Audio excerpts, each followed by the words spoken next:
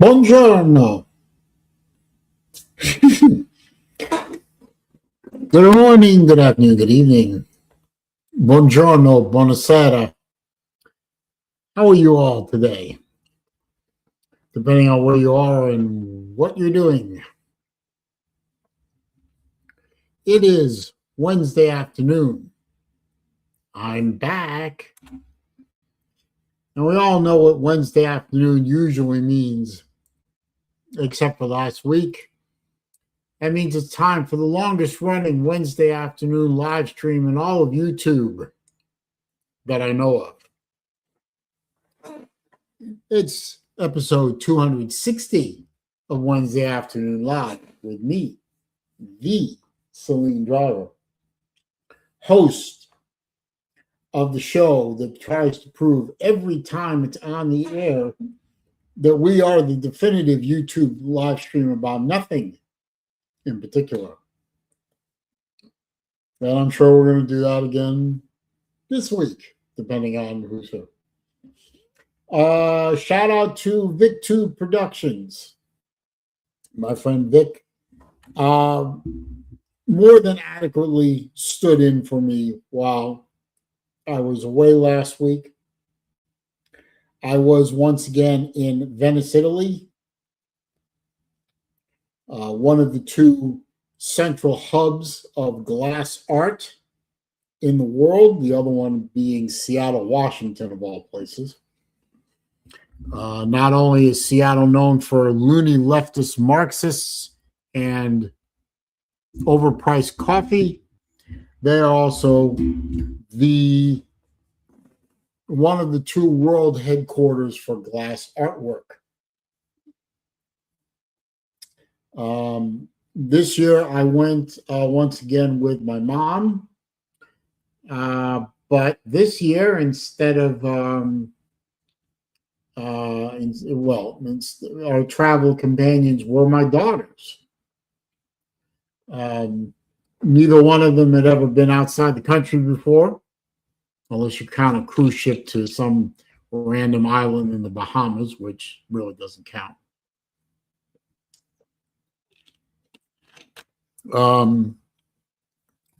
We had a great old time,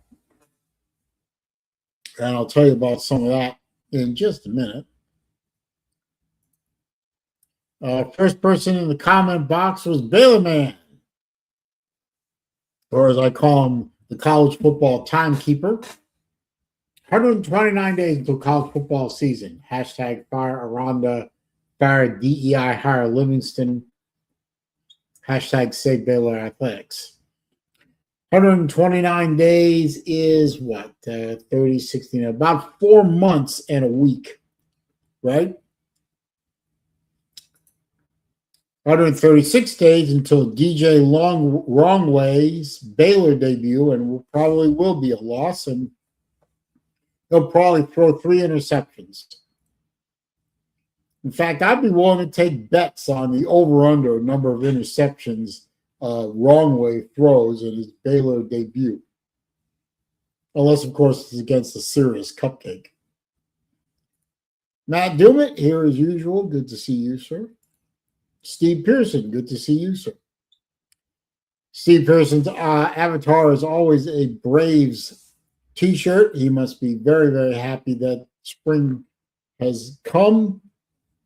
And baseball, the overly long 162 game season that is Major League Baseball, or as I call them, Major League Bitches, has come to our world. We are now in the beginnings of the NHL and NBA playoffs. I could give a shit about the NBA, the National Bitches Association. I don't even follow. I heard from a news report I was listening to that Boston's opening round is against Philly. I don't know which team is better. I was a Boston Celtic fan for a very, very long time until the National Bitches Association became unwatchable. And I tuned in for about 2 minutes to a game recently, and it's still unwatchable. honestly, did any of the players ever take a shot inside the 3-point line anymore? I mean, why don't they just eliminate the entire interior of the basketball court? You know, fill it with landmines or something. Doesn't seem to be used by anybody. Baseball means warm weather, but also looking forward to football. Go Dogs! So I'm looking forward to college football because I love college football. Nobody here will believe that, but I do love college football. I don't think my Gators are going to be any good this year, just like the last few years. Raj, looking forward to the Harvard Crimson, see what they can do in the Ivy League. Hopefully this year they can beat Yale. Had a great season all the way up to the Yale game, and then they fell apart, and then they lost in their first ever FCS college football playoff game because the Ivy League is now participating in the FCS college football playoff, and Harvard lost, which isn't surprising, but disappointing. But the NHL playoffs are beginning with the opening round. My Bruins are playing a best-of-7 series against the Buffalo Sabres. And the Bruins look good for 2/3 of game one and then completely fell apart in the third period of game two and lost, game one and lost. And then last night they played game two, also in Buffalo, jumped out to a 4-0 lead, and then Buffalo got 2 goals late, but the Bruins still won it 4-2, bringing the best-of-7 series to a 1-1 tie. The other team that I follow, a distant second to my Bruins, is the Tampa Bay Lightning. Of course, I live in the general area. Lightning are playing the team that I hate most on earth, even more than the Florida State Criminals, is the Montreal Canadiens, the Frog Pussies from north of the border, the snail-eating Surrender Monkeys. Tampa lost, and they're playing in Tampa the first 2 games. Montreal stole 1 game, game 1. And the Lightning came back and won in overtime, game 2. So that series is tied up 1-1, heading back to Frogtown, where everything is ass backwards, and they force people to speak French. So I hope the Tampa Bay Lightning team likes cheese and seeing the puck equipped with backup lights.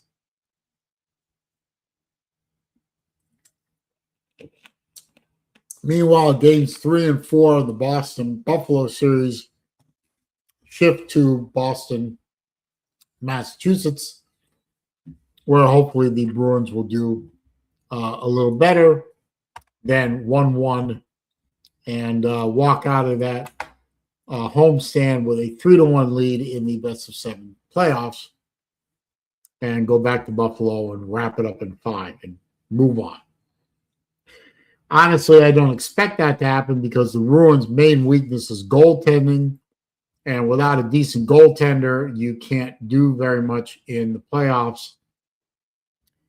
And I don't think Bruins are, if they get out of the first round, they're not going to make it out of the second round. But 1 game at a time, I guess that's the only thing that you can do. Let's see. I'm going to address this real quick before it gets out there in the comments, even though there aren't very many people here right now. I'm just going to be very general about this. I am aware of something going on in our community. I don't know who else is aware of it, but I am aware of it. I'm not going to talk about it.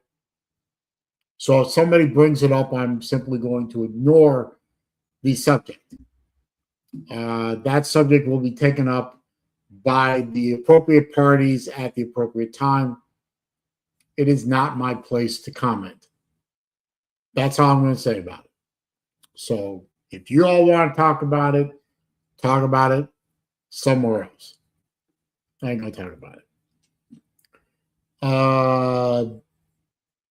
Don't see Vic. Don't see Battle Angel. Don't see Sven. Don't know where they are. Yes.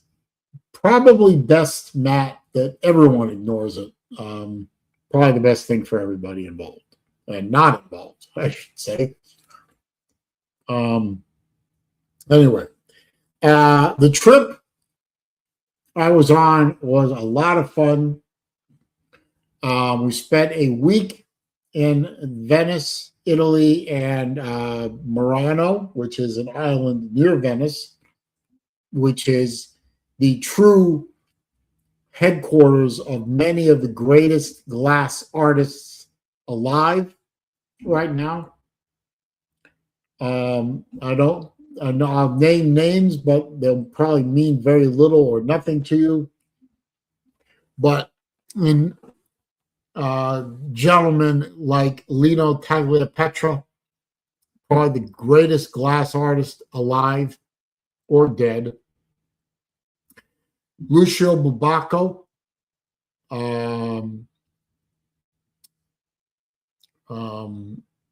Seguso, Davide Salvatore, Caterina, fantastic glass artists. Livio Seguso. Some of the greatest glass artists that ever lived.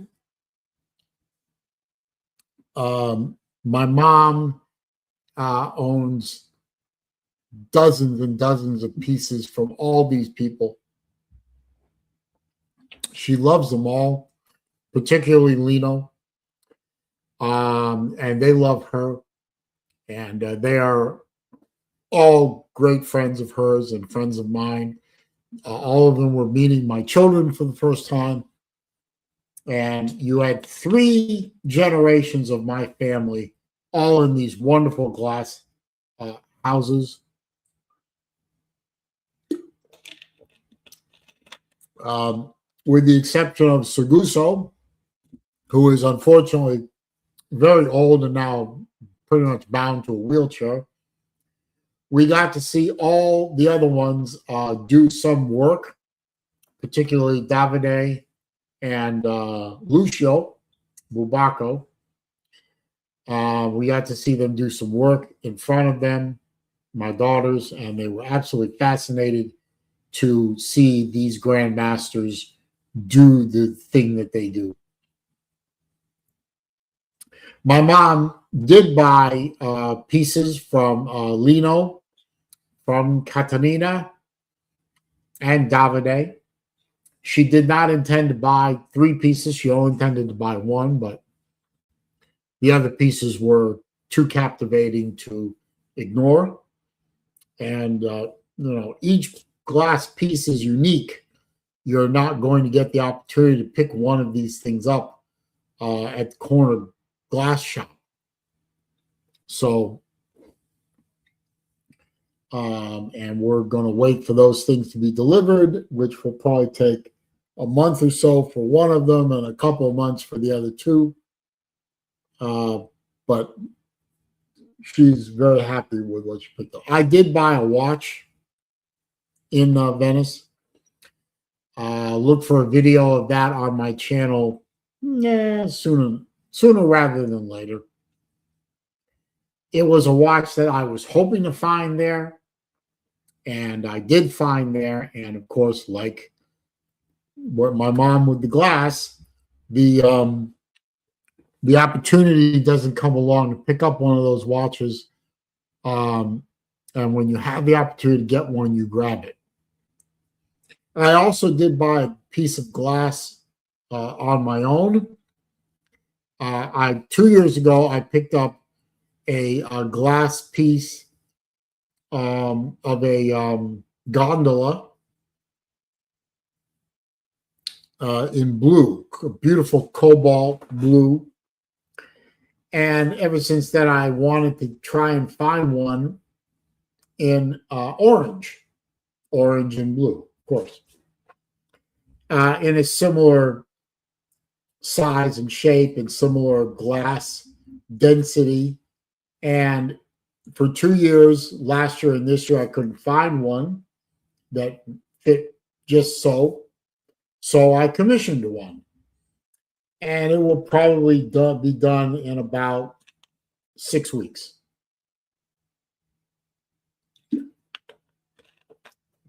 And then I will have it, and maybe even I'll make a video of it. Same artist as the blue one. So I am absolutely looking forward to that. And my mom was so happy that I bought a piece of glass for myself. She's happy to see that the glass bug has maybe not bitten me as much as her and my father, but at least it did to a certain extent. The food was fantastic. I don't think I had a bad meal the entire time I was there. Venice does seafood fantastic. I mean, and I had one of the best margarita pizzas I've ever had. I enjoyed my tiramisu, my limoncello, little lemon flavored liqueur that was delicious in moderation because I didn't want to damage my liver or cause problems with my blood sugar levels.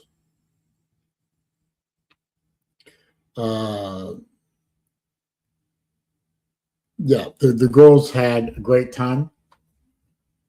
Big Tubes here. Good afternoon, sir.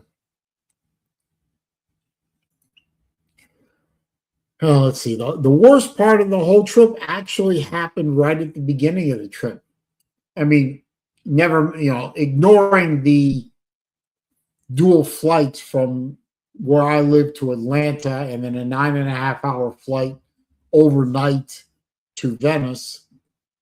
That went off without a hitch, although I can't sleep on airplanes. So I think in 9.5 hours, I got maybe an hour and a half, 2 hours of, I wouldn't even call it sleep, really.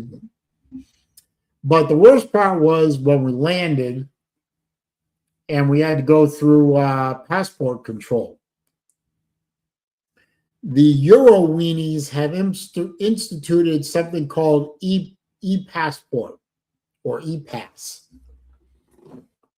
The idea is they do a bunch of quick informational gatherings and everything. And from that point on, for the rest of time, you can skip the kiosk thing and go right to what's called facial recognition. It's supposed to be somewhat similar to the system we have in America. Only this system in Europe doesn't work real well. My daughters actually got through the system and ran through e-control and they got entered in. My mom and I tried the e-pass, registering basically. Scan your passport, put your 4 fingers down onto a pad, and have your picture taken. Answer a couple of questions on the screen. I answered the questions, I got my picture taken, but no matter what I did with my fingers, I couldn't get the damn scanner to work. And neither could my mom. So we had to go to manual control.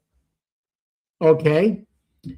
And right as my daughters cleared e-control or e-pass control, and we got in line for manual control, the whole system went down. just crashed out. The Battle Angel is here. Good to see you, my dear. Anyway, it took those jokers an hour and 15 minutes to get us through manual control. So my daughters were on the other side by baggage claim, texting me while I'm on our side of baggage claim, the immigration side, saying, what's going on? What do we do? The luggage is on the carousel. I said, go get our bags. Get your bags. Get our bags. Go have a coffee. We're going to be a while. And we finally got through passport control and met up with them and got onto the water taxi and were taken over to the hotel to Venice to get to our hotel.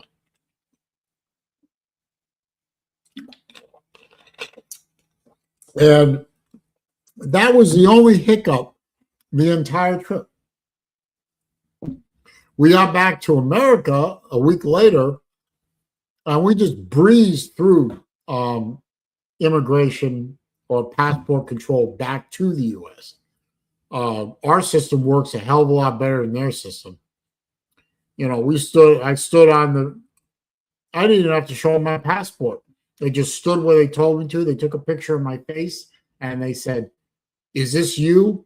I said, yep, that's me, and went right through, grabbed my bags off the check-in carousel, wheeled them about 500 feet to the checkout carousel where it goes into the domestic side of the airport. I wasn't flagged. Security check-in at domestic side security went real quick. They even let me keep my belt on. How about that? And yeah, the American side worked a hell of a lot better than the European side. That's all I can say.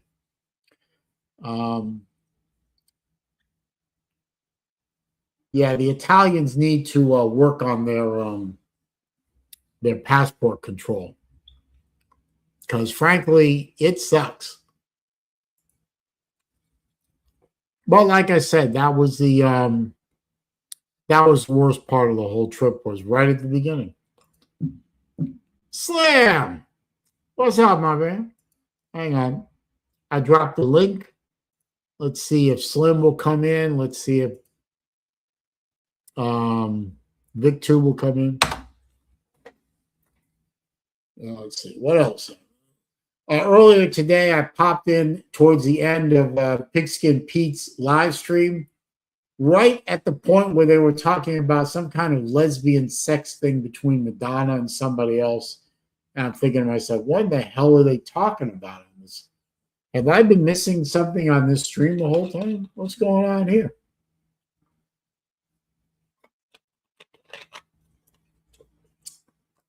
I wanted to see if Pete would say something controversial, because lately he seems to have steered his way into controversies, or tried to. And I needed a good chuckle. But alas and alack, he didn't say anything controversial. Slam! No, what we were talking about was Scott Kerr had made a comment on something about Madonna, and I said she hadn't been relevant since she made out with Britney Spears on stage. Oh, okay. Was that Scott? I thought I recognized that voice. Yeah, it was Scott. It was you, Scott, Pete, and it was somebody else.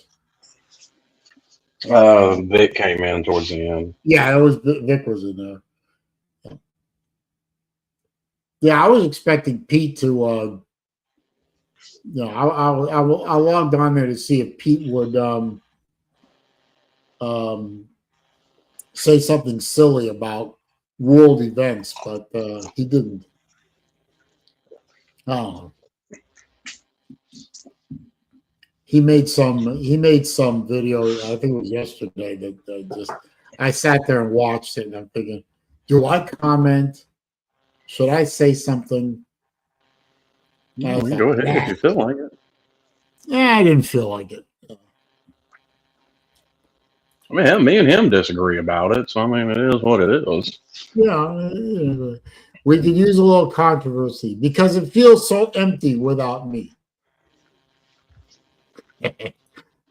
How you been, man? I mean, other than the fact that I might have broken my hand, I'm all right.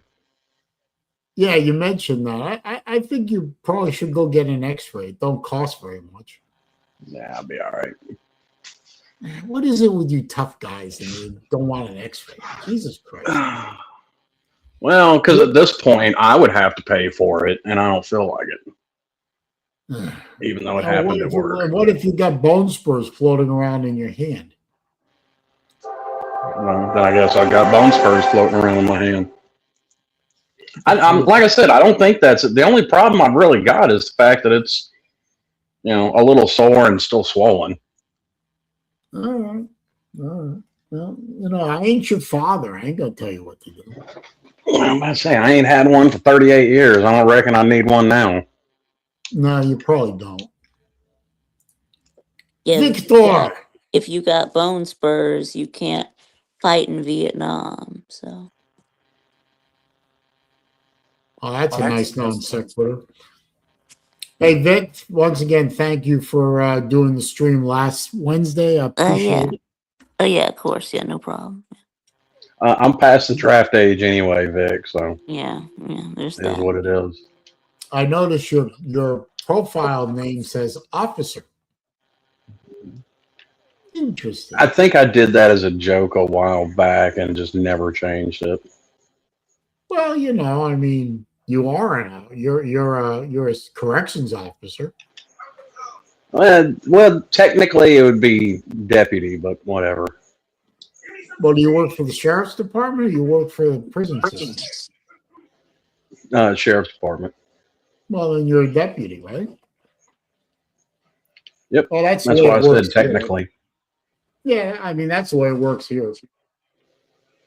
Well, what do I know? I'm not in that life, so I don't know. So what's I have worked at a prison, but that was years ago. I thought you were working at a prison now. No, the county jail.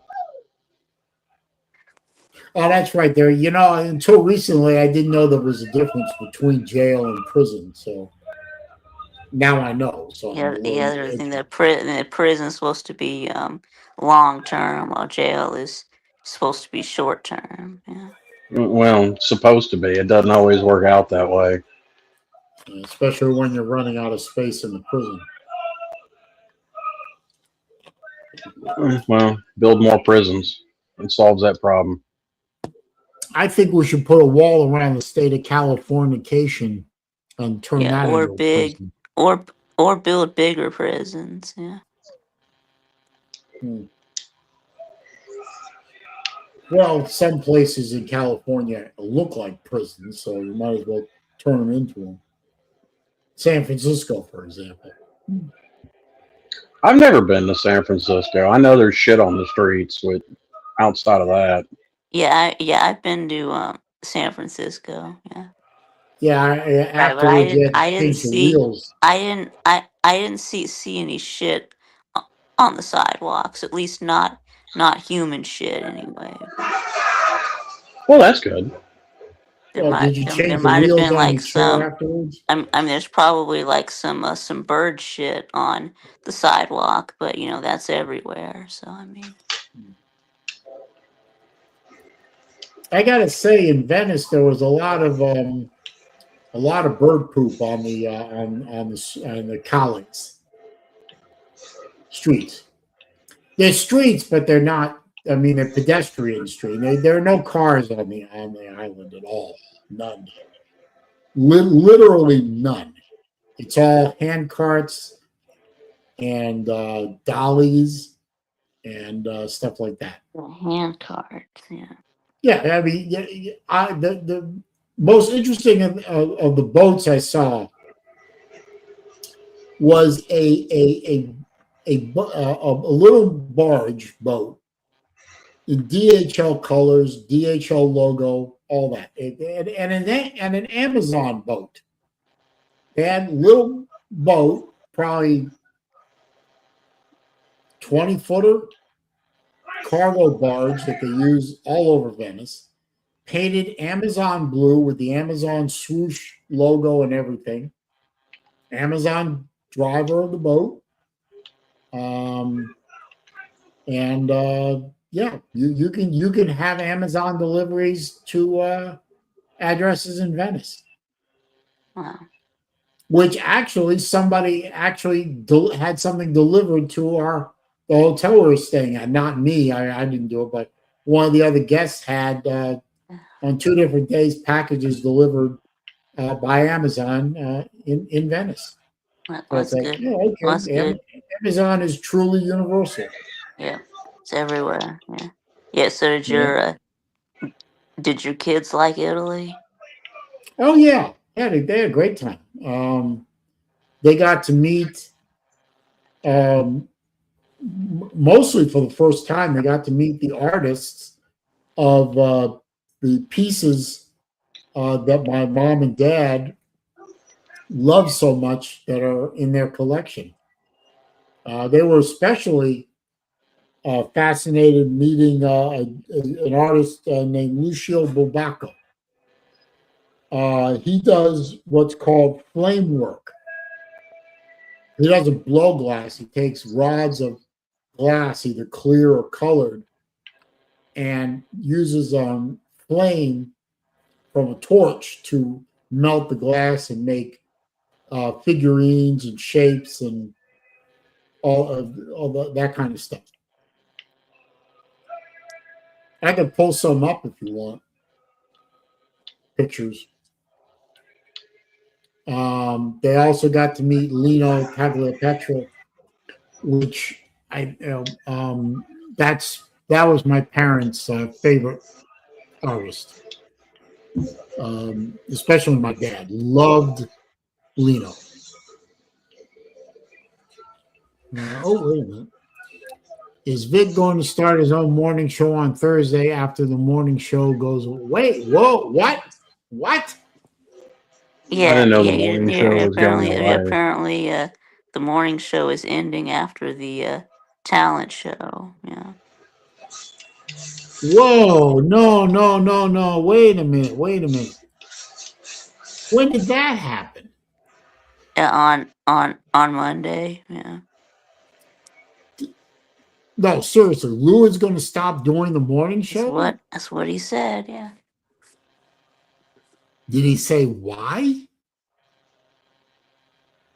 Yeah. I mean, you just said that it was. What did he say it was? It was no longer a a productive use of his time or something like that. Yeah. Wow. Yeah, that's what he said. Even though it's still a productive use of our time, but yeah, he says that that he doesn't need the morning show to get to get him going in for the day anymore. So You're kidding. nope. Unbelievable. Yeah, I know. So this is the last week of the morning show. No, no, no. He's gonna keep going probably through May, yeah, through the talent show. Well, the talent show's in June, so Yeah, well, so it's starting May 26th is what he said. Yeah, yeah. So it usually takes it takes about 3 weeks to get through that talent show. So Unbelievable. yeah, I think they usually have what about maybe have about 3 rounds of the morning show. I mean the talent show. So that'll go for a couple of weeks, and then that'll be it. Yeah. Huh.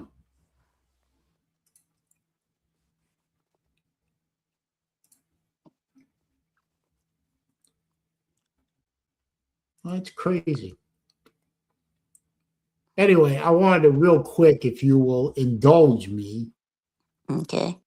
I Indulge was you. going to show you some examples of Bubako. I know this is not threatening, but hang on. Bubako.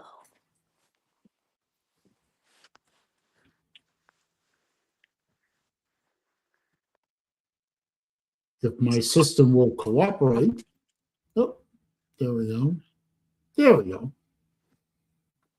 That is a chandelier that he makes. You can see he does a lot of figurines. It's all done with flame. And yes, he is very much into the nudes. Yep. He loves the female nude. Yep. Yeah. Well, I mean, we can't blame him, right? Yeah. He's also he also loves his devils. Right. Well, I mean, I mean, I think we do too. I mean, the previous thing, Yeah. yeah, not the devil, but yeah, Yeah. And you can see he not the does devil. We're goblet. talking about the female nude. Yeah. Yeah. Vessels.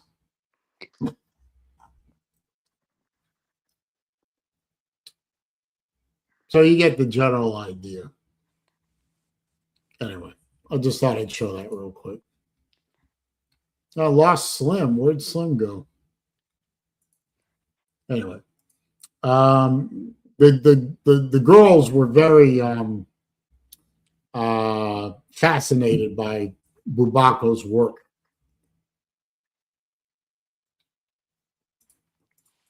Depending on how many entries he gets. Okay.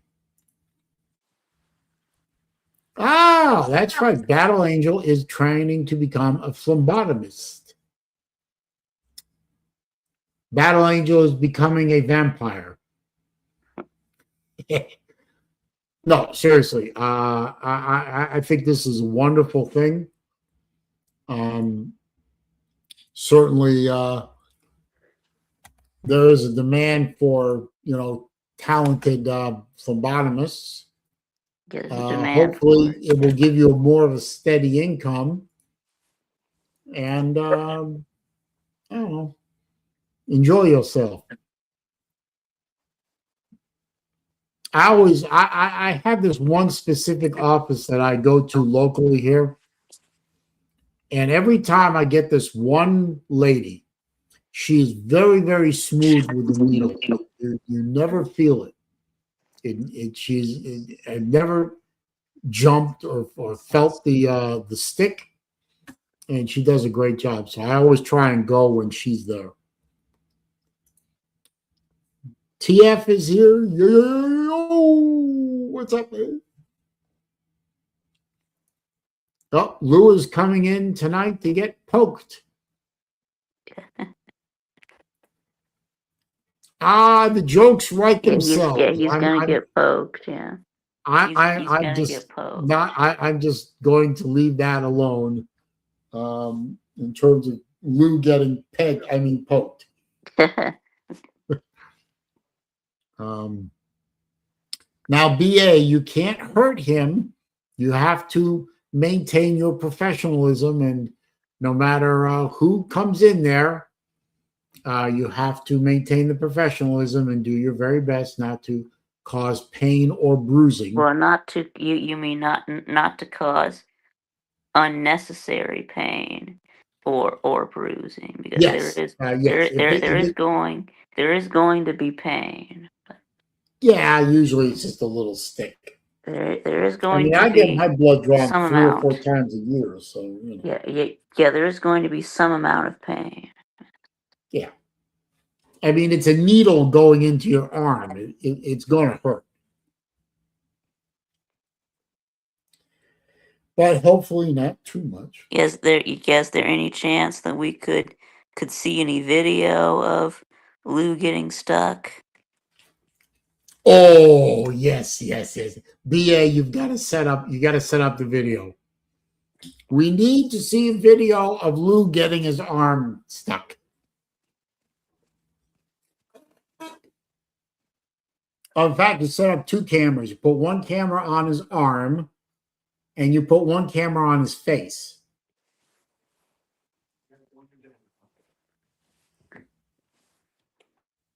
She's not commenting, so I want to guess that's probably not an option.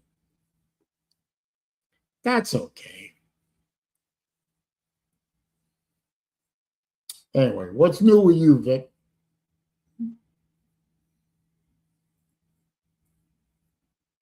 Vic's muted. Okay.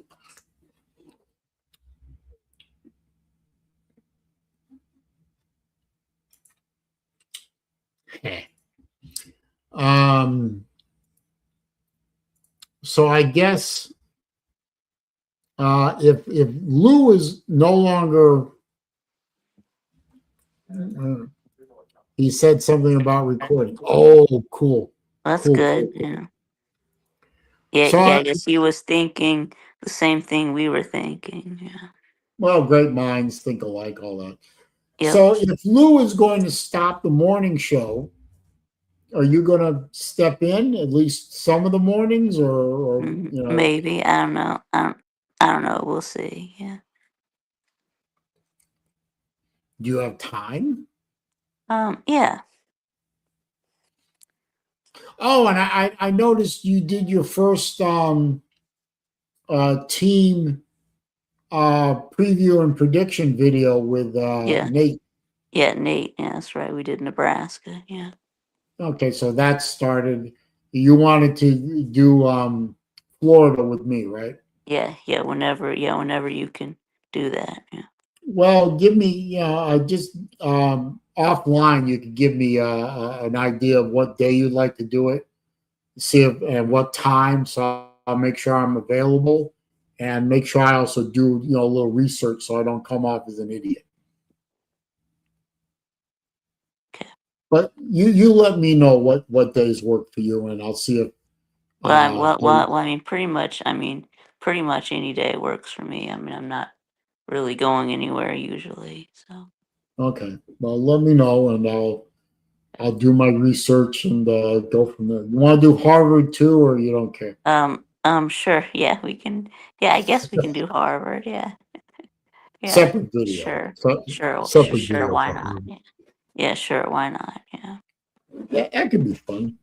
Introduce these people to a whole new level of college football. Yeah. Oh, and is it going to be a shit show tonight? Yeah. Okay. It's gonna be a shit show, assuming I can find Nate. Yeah. Well, he's not here, so I don't know where he is. And I got no way to get a hold of him. I'm sure you do. So if Nate does show up here, then he's late. Nate the Great is late. I'm getting an echo through you. Oh, through me. Well, not now. Okay.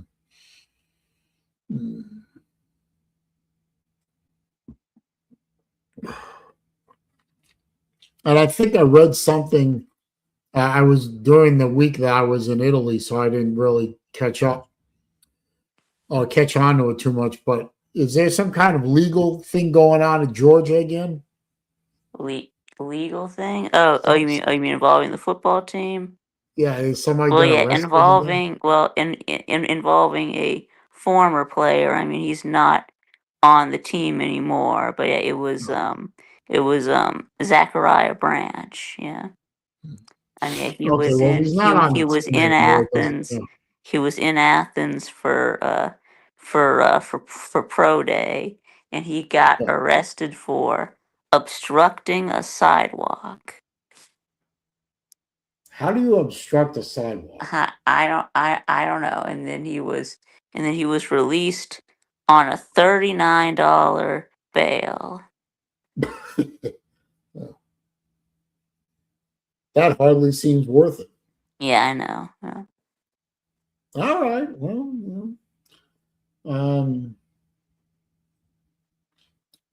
well, if he's not on the team anymore, it really doesn't count, does it? No. It's like Aaron Hernandez getting arrested. I don't really was understand. Yeah, I don't really understand what he did. They just said he was charged with obstructing a sidewalk. What was it? Let me see if I can. I mean, at least it wasn't anything driving related. What was his name again? Zachariah Branch. Yeah, at least it wasn't reckless driving or racing or anything like that. It was not anything driving related, at least. So Well, let's see. Hang on. and at least it wasn't anything domestic related. So I was a parent. I still am a parent, but when my kids were coming up, my players, I always said, look. Oh, Jesus Christ. Stop.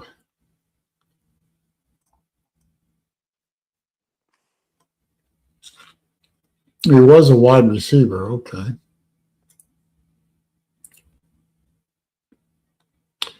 Let's see. According to Google AI, he was arrested Sunday the 19th in Athens on misdemeanor charges of obstructing a public sidewalk and obstructing a law enforcement.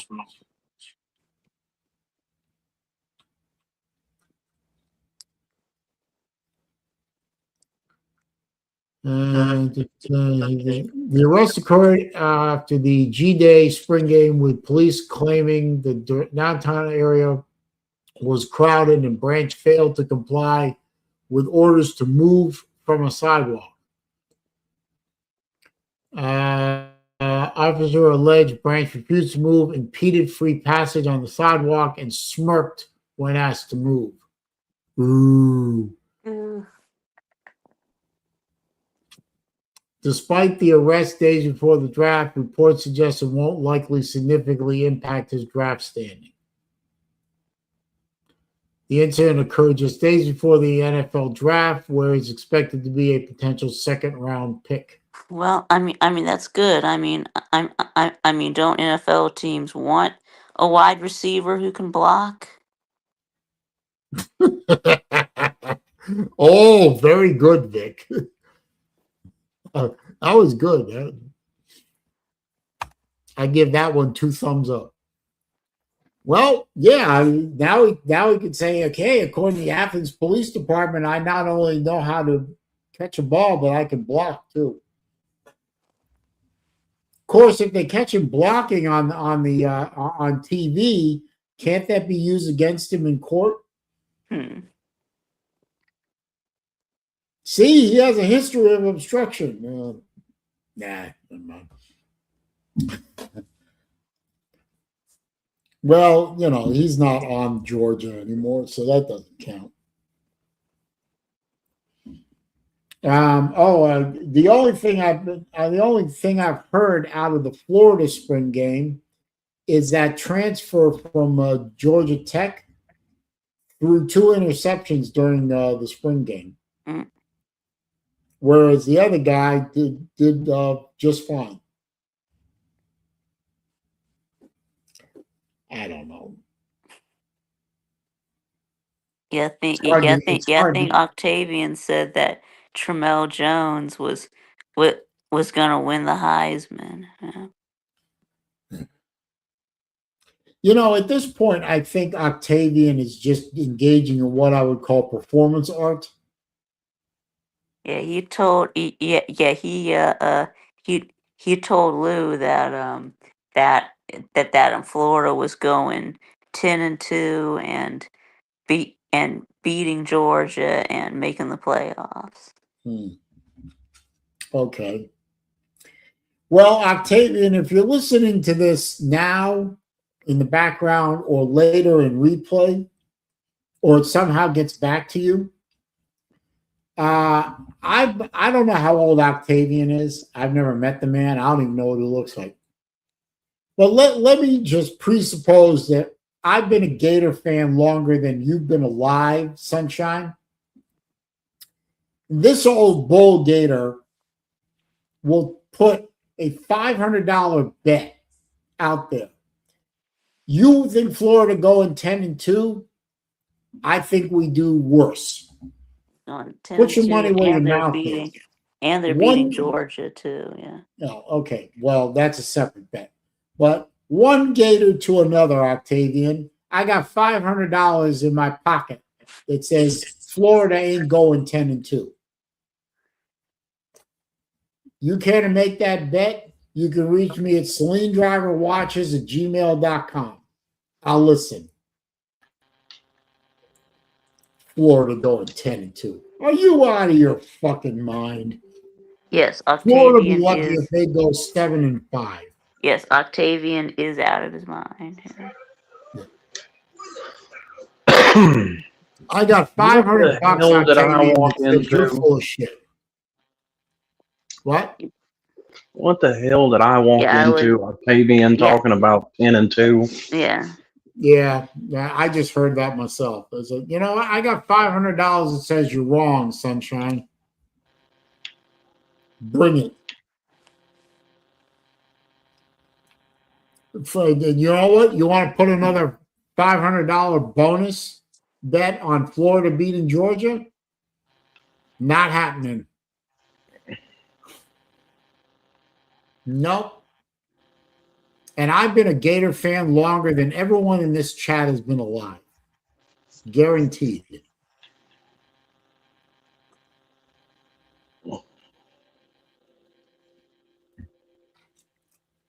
I do not bet against my Gators. I don't. I generally do not. But I'm also a realist. And Florida beating Georgia, it could happen if the entire first team offense of Georgia gets killed. Sorry. Although I don't wish death on anyone.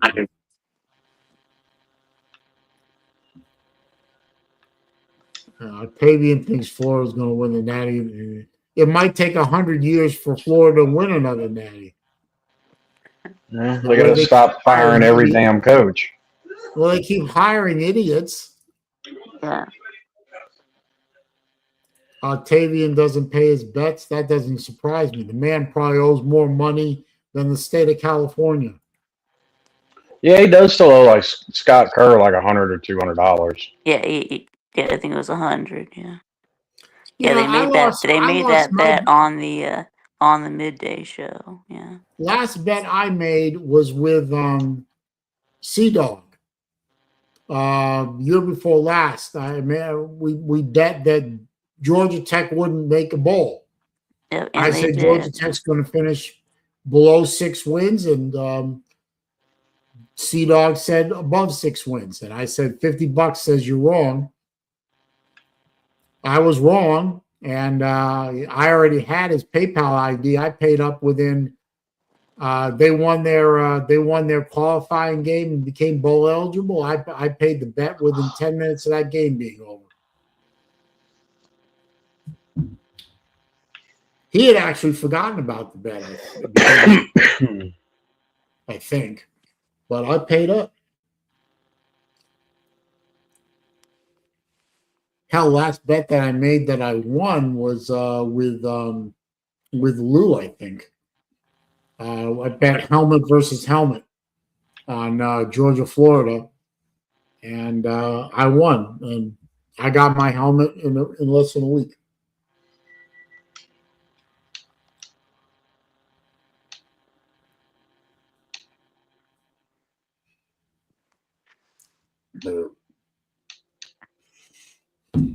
How's Miami going to do this year? I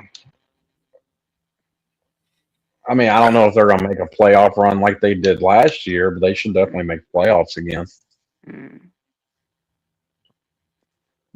Well, I'll pull up the schedule and go over it. It's honestly, it's fucking weak sauce except for Notre Dame. Hang on, I'm gonna pull it up just for shits and giggles. Yeah. I ain't got nothing else to talk about. Let's see. Miami Hurricanes. Oh, there it is.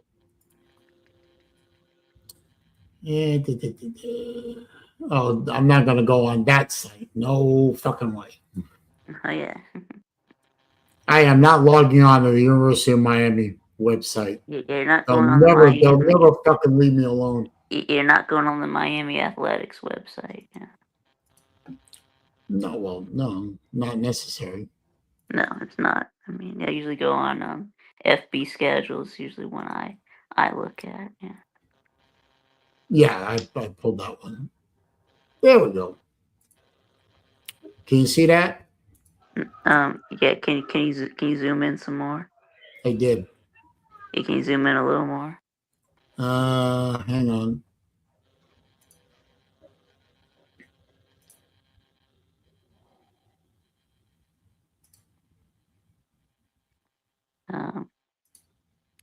Okay. All right. All right. That's good enough, I guess.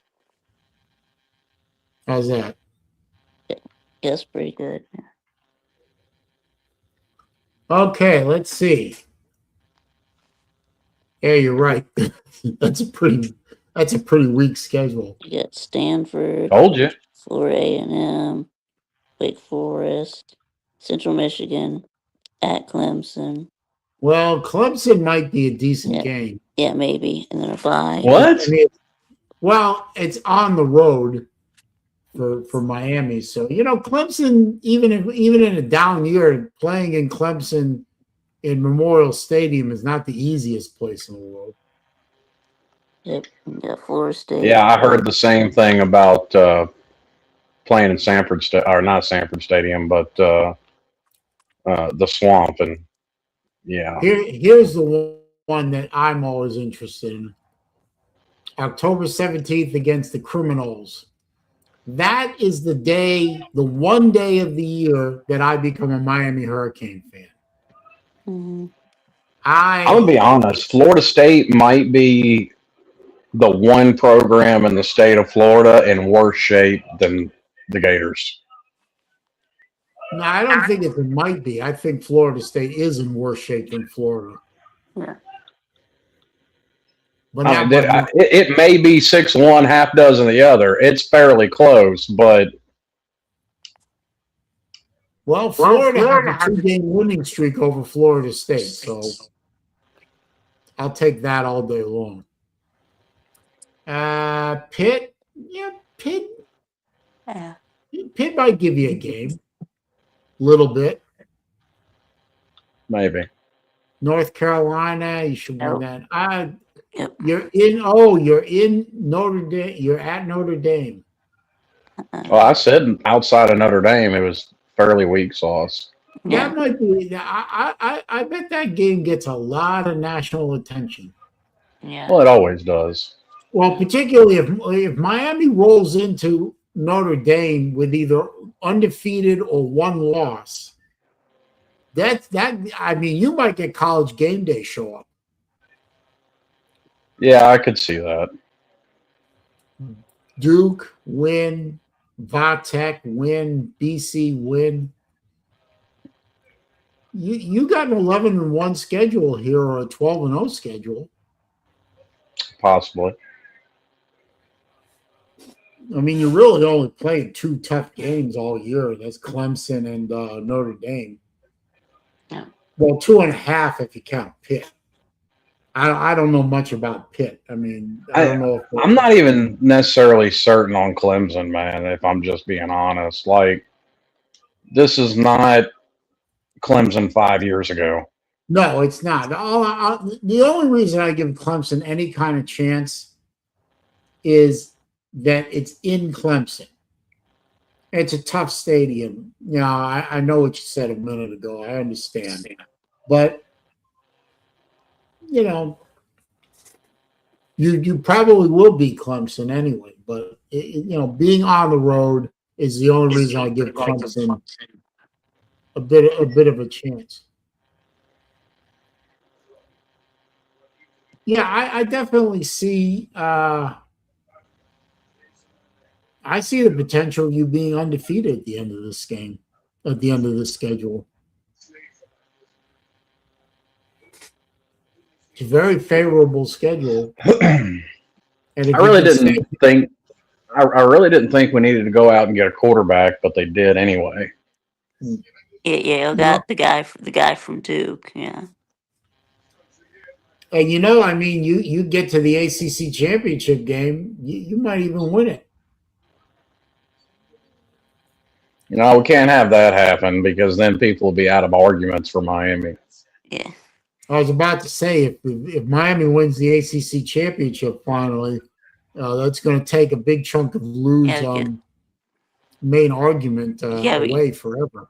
yeah. Because remember, Miami is not allowed to win the ACC. So No, Hey, hey Robert, how you doing, man? Good to see you.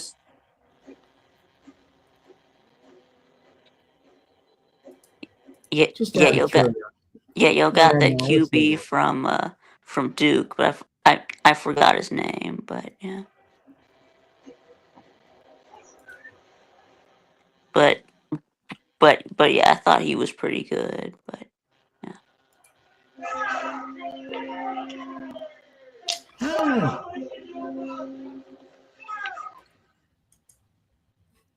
Miami might be someone to keep, what they call the force to be reckoned with for 2026. Georgia looks like the odds-on favorite to win the SEC again. yep. Yeah, get the time for a three-peat in the SEC.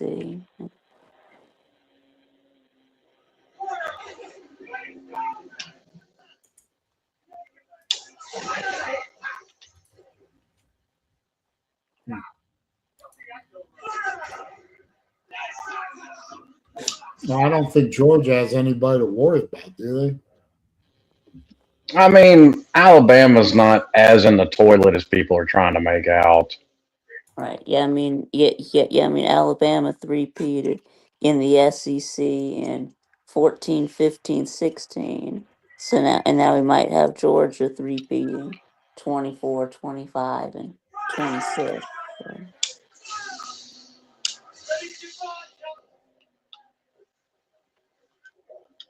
And then we also three-peated in the SEC in 81, 82, and 83. Excuse me, 80, 81, and 82.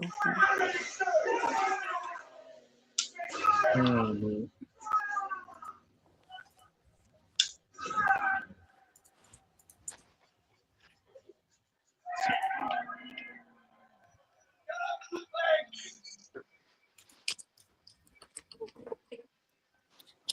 come on. There's Georgia's schedule. Tennessee State Tigers. Oh, come on. Hilltop. We were supposed to we were supposed to play Louisville. What happened there? Well, it got canceled because I think we were also scheduled to play Florida State next year, and I guess they didn't want to play 12 Power 4 teams so next year. You got to play Arkansas and Fayetteville. Nah, that's no big deal. Oklahoma. That might be a decent game. Vandy in Athens? No. No, Diego Pavia's gone. Yeah, they stole. Yeah, they stole our quarterback. So which quarterback? It was Jared Curtis. Yeah, he was committed to Georgia and then flipped to Vandy. Yeah. At Alabama. Oh, that's a toughie. Alabama going to play you tough at home. That could be a toss-up game depending on how good Alabama is. Yep. How good Georgia is. Yep. Auburn in Athens. That's a layup. That's a win. Yeah. Florida, well, no. Win. Unfortunately, that's a loss for the Gators. At Ole Miss. Yeah, that one's going to be tough. Yeah. Missouri. Yeah, that's a win. Yeah. South Carolina, win. Win. Georgia Tech, Win. In Athens. Oh, come on. So you're looking at, it could be an 11-1 season. It could be an undefeated season. Well, it could be a 10-2 season. It depends on Oklahoma too. I think your two toughest games are Oklahoma and Alabama. Yeah, I think our toughest games are Alabama and Ole Miss. Yeah. You don't think Oklahoma's a tough game? Well, they are tough, but I mean they're not one of our two toughest. They'll probably be the third, probably. So your two toughest games are at Bama and at Ole Miss. Yeah.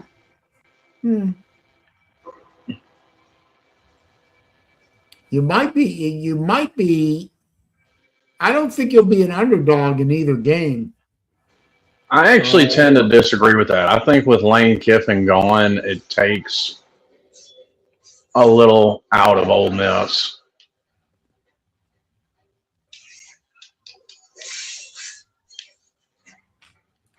I can't say you're wrong. I you know what? A lot of people ask me, "Are you sad that Lane Kiffin didn't end up at Florida?"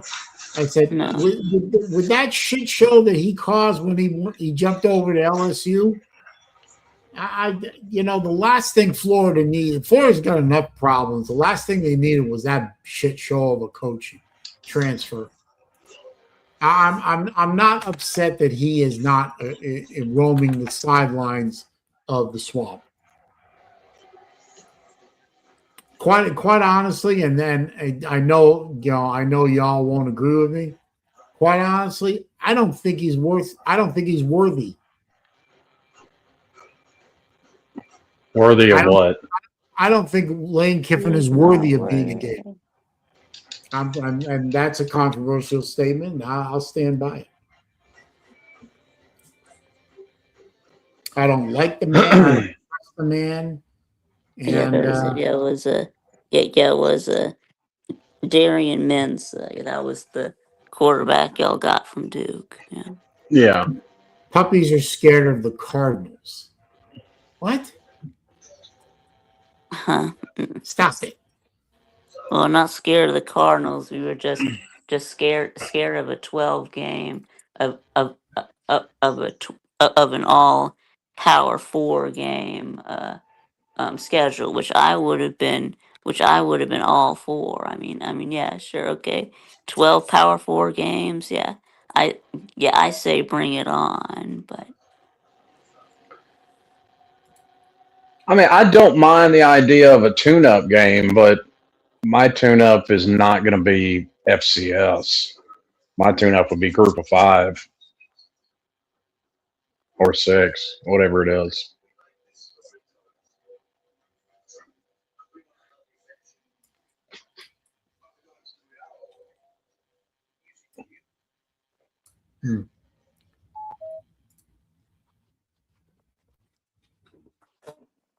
I don't know.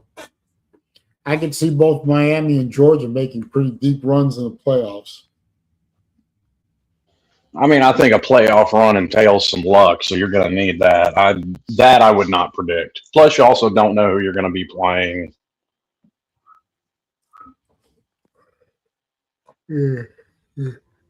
So, what about Indiana? You think Indiana is built for a long haul, or were they just one and done, flash in the pan, whatever? They were two. Then there would be two flashes in the pan. I mean, Indiana is not exactly what I call a school rich in football tradition. Right. They're not, but basketball tradition, yes. Yeah, now we know this season. Yeah, we know not to bet against Signetti. I mean, we thought Indiana would take a step back, but they took a step forward. So they loaded up again. Yeah, I guess so. Yeah. But like I said, now we know we can't count Indiana out. So I think And if they have a super senior laden team like they did, no, you can't count them out. But you're not going to have that every year. yeah.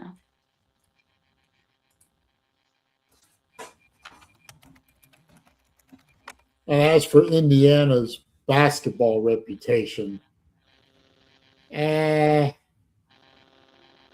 What when was what the about last time the Indiana? Hoosiers did anything in basketball? Yeah, when was the last time they were relevant in basketball? Yeah, yeah, I don't even know.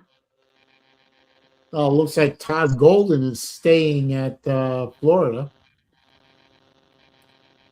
There were rumors he was going to replace Steve Kerr in the National Bitches Association.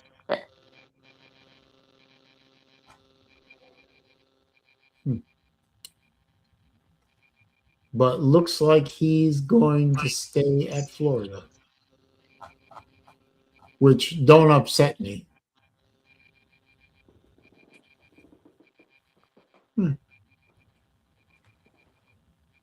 I didn't know this. I don't know why I didn't know this, but Todd Golden was born in Israel. Wow. Huh. I did not know that. Hmm. Oh, Steve Kerr coaches the Warriors. Following a report that linked him to a not yet open Golden State job, Florida coach Golden has cleared the air. He plans to be in Gainesville next season. Good. So I can put that bullshit to rest.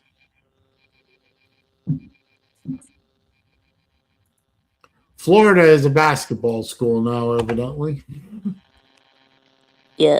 Yeah. So, in case y'all were, y'all were wondering, yeah, I did just get a message from Sven. He told me that the reason why he hasn't been around is because his friend uh um uh um Dunya, yeah, she was in an accident, and she's been in the hospital for the last 2 weeks. Oh. So that's where Sven has been. Okay. Well, I hope his friend makes a recovery. I can certainly see, I certainly understand that. We miss Sven. Yes, Sven is good. Oh, by the way, in case anyone was curious, I that have she'll be back spoken. when yeah, he'll be back when she gets better. I did speak with everyone's favorite Aussie, Libby. She's doing well. She's and her little girl Iggy, she's doing well too. So everyone over there is fine. She's working on a new job, and she's also working on her making her earlobe piercing bigger. She's going for one of those big open earlobe disc thingies. Evidently, you got to do that in multiple stages so you don't tear your earlobe apart. Yeah.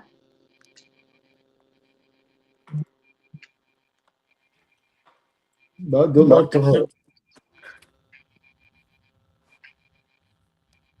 What did you say? Yeah. Yeah, I'm still here. What you were about to say something? Nothing. Never mind. I'm not. So is anyone following the NBA or the NHL playoffs, or is it just me following hockey? Unfortunately, I think it's just you. Yeah, well. Okay. I don't know what the rest of you guys do during the off season if you don't follow hockey or basketball. And well, we know Steve Pearson follows the Braves, but nobody else seems to follow baseball here that I know of. So, what do you guys do for 8 months? Just sit around and twiddle your thumbs? No, I got other shit I like to do.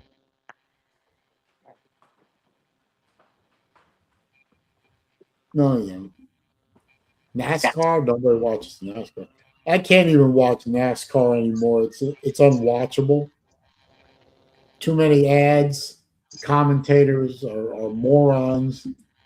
My favorite driver is stuck on a team with shitty equipment and personnel who don't know what the fuck they're doing. I thought that was the point in stock car racing is that everybody has the exact same equipment. Well, there's the same equipment, and then there's the same equipment. Like there's Rick Hendrick's equipment and Joe Gibbs racing equipment, and then there's everybody else's equipment. Like my guy Kyle Busch is stuck racing for Richard Childress Racing RCR. They get their engines from Hendrick, but they can't run with the Hendrick cars, for example. Or was it 23IX Racing runs JGR engines and chassis, but they can't run with JGR equipment. And speaking of Sven,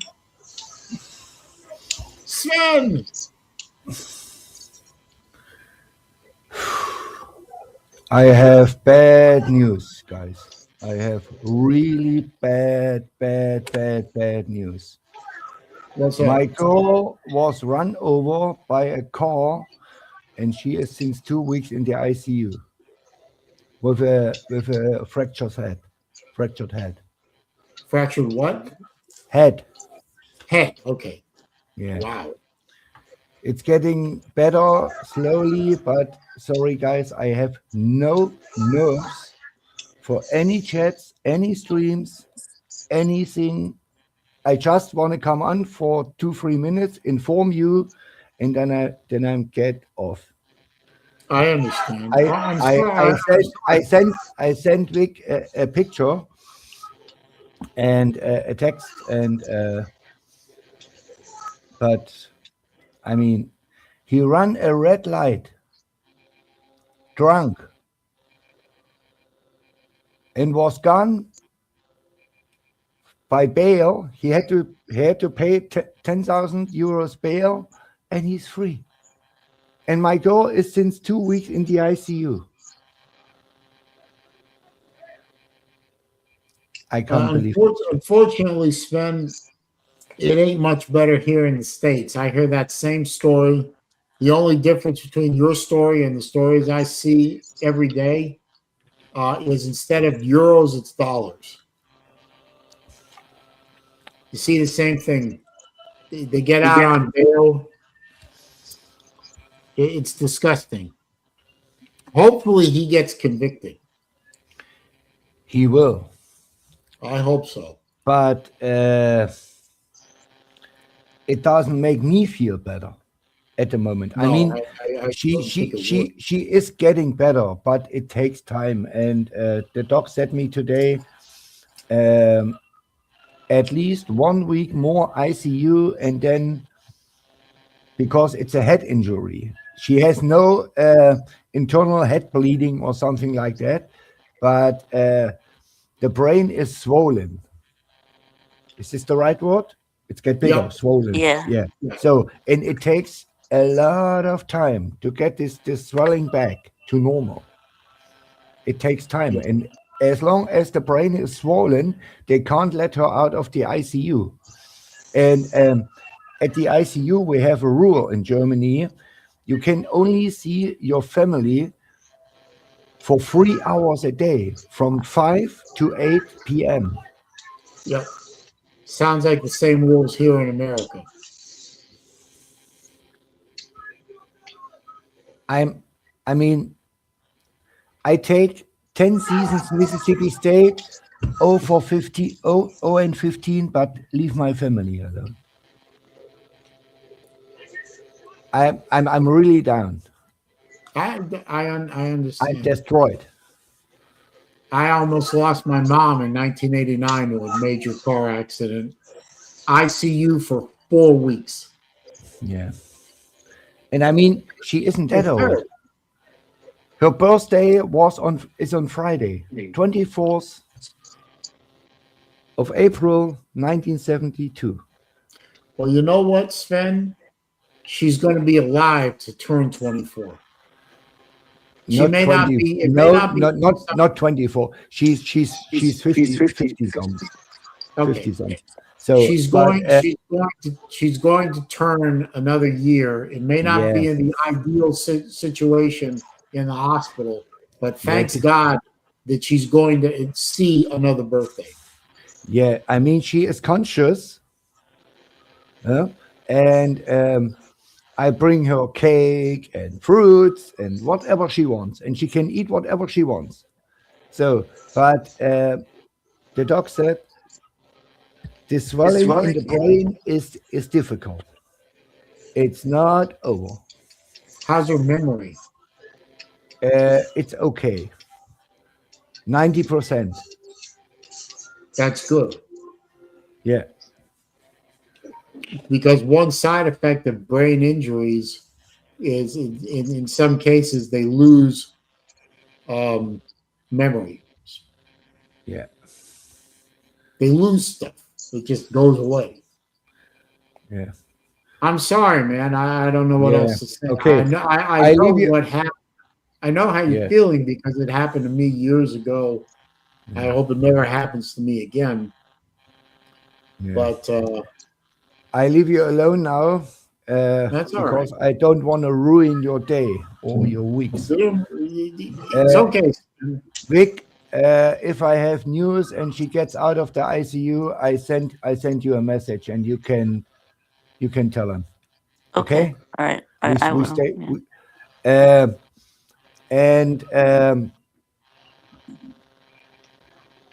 The pipe is still here.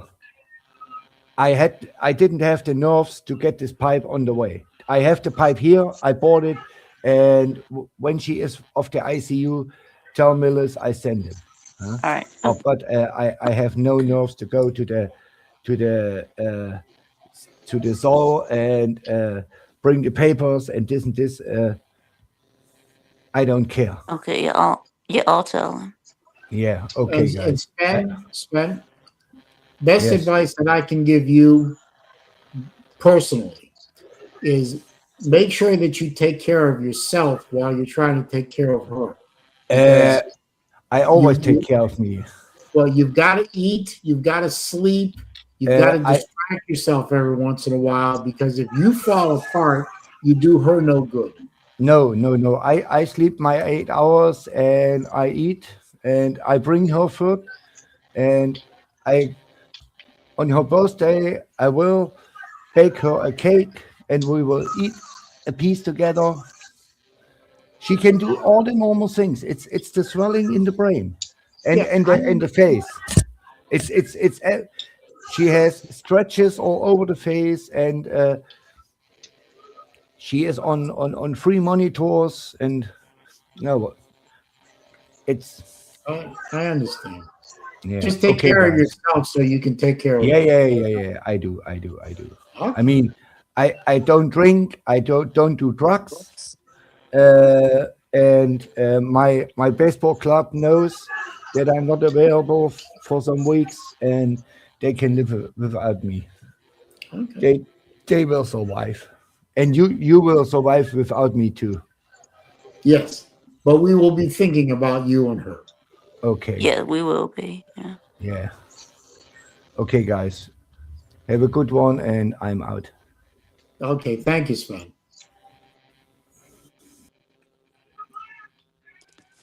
Didn't know it was that bad. I hope he. You know, it looks like the prognosis is good, so that's wonderful to hear. God, that brings me back flashbacks of 1989 when my mom had that car accident just before Christmas, and she spent 4 or 5 weeks in the ICU. And even when she got out and got home, she couldn't walk because of her hip injury, and that was a long recovery.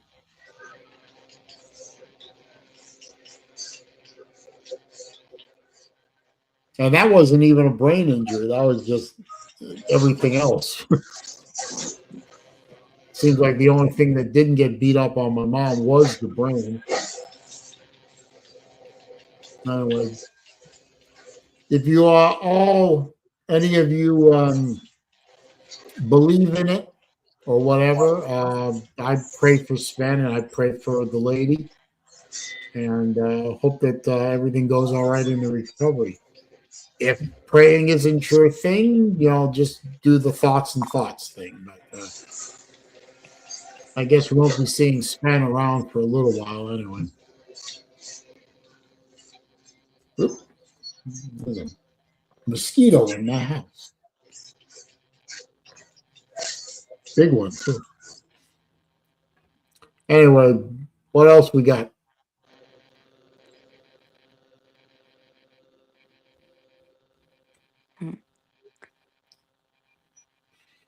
Well, you know. Well, I don't know anything about Iran or like I know that that we blockaded the Strait of Hormuz because they wouldn't open the Strait of Hormuz. Well, Which is an oxymoron if I've ever heard it. well, it's a slight misnomer. We're not blockading the Straits of Hormuz. What we're doing is we're blockading Iranian ports on the Strait of Hormuz, in particular Bandar Abbas, which is one of their main oil terminals. Bandar Abbas. Yeah, it's one of their main oil terminals.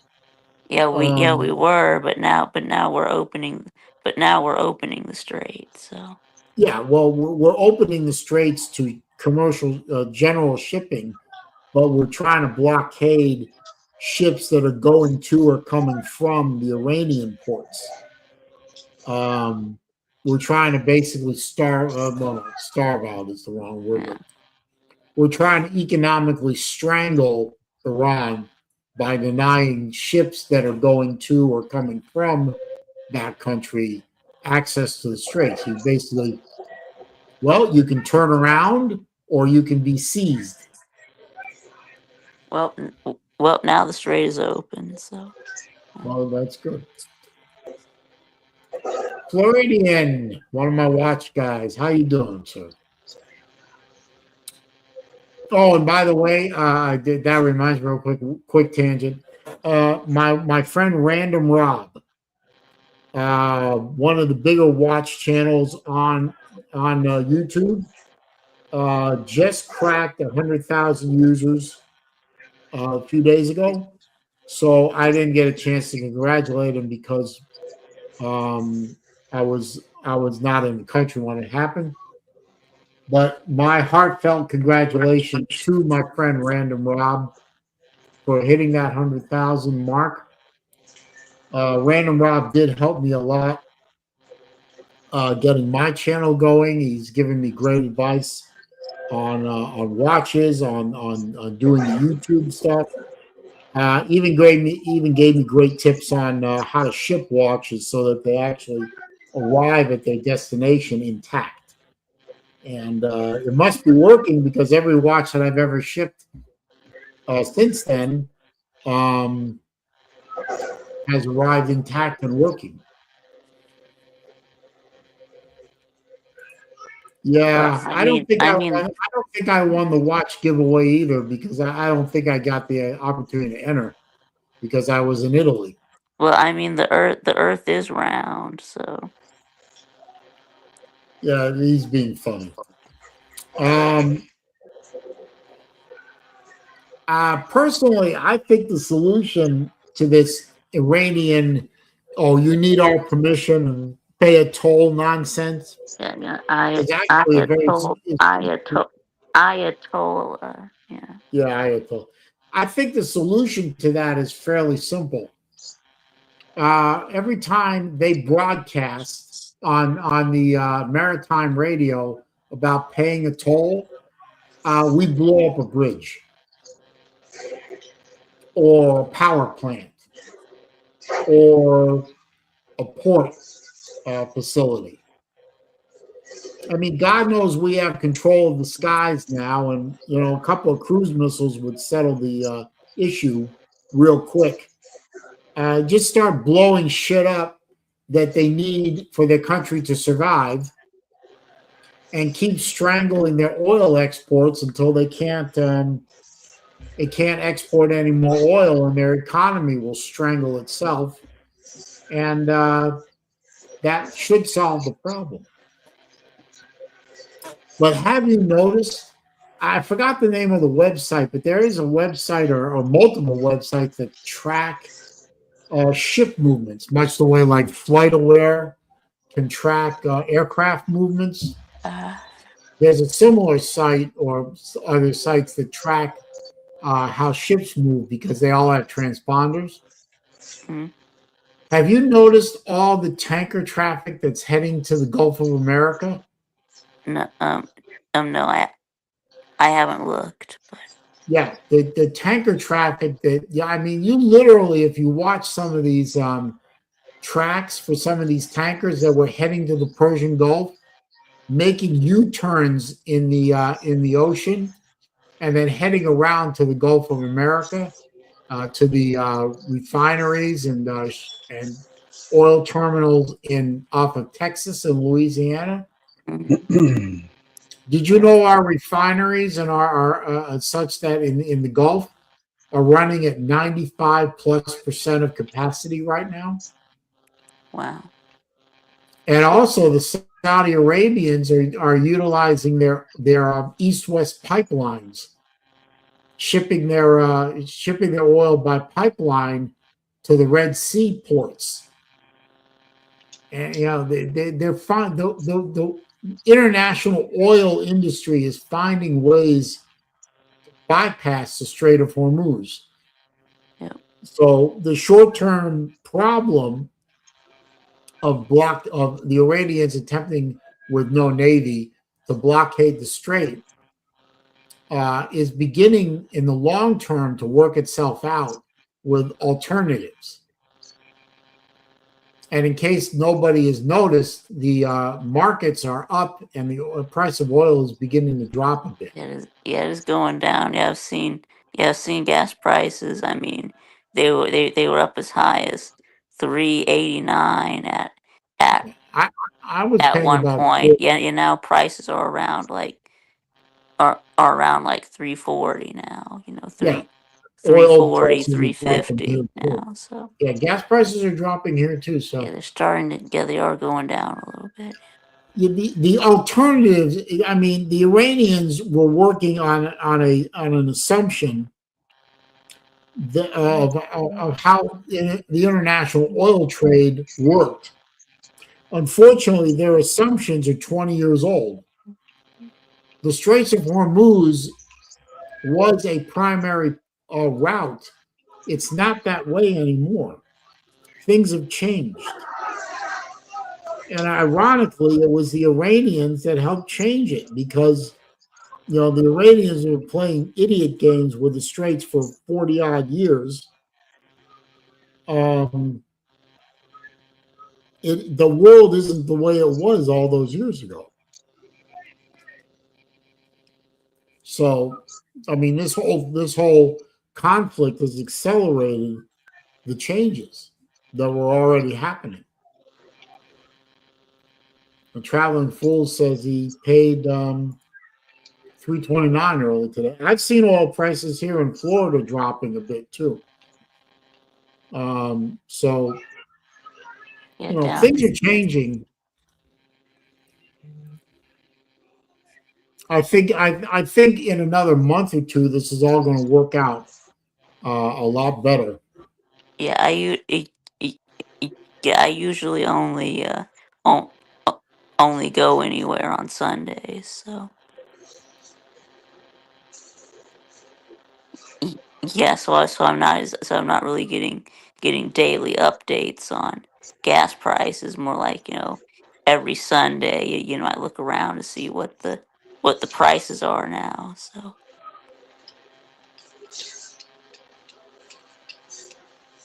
yeah, and they keep and they keep getting lower. So yeah, hopefully they'll get under $3. Yeah, yes, cause I mean I think it was under $3 before the special combat operation. So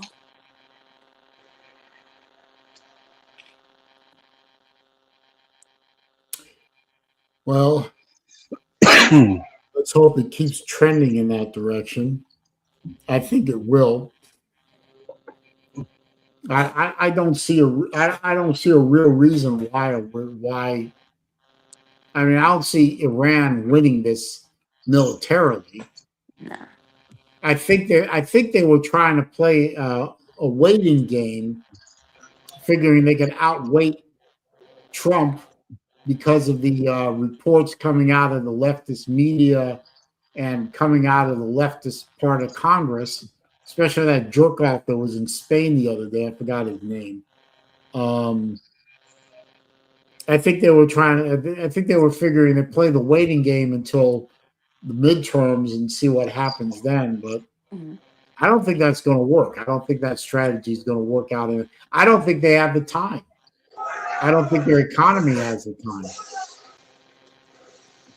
I mean, oil wells have to continue pumping. You do know this. If you don't pump mhm, oil out of wells, it damages the wells.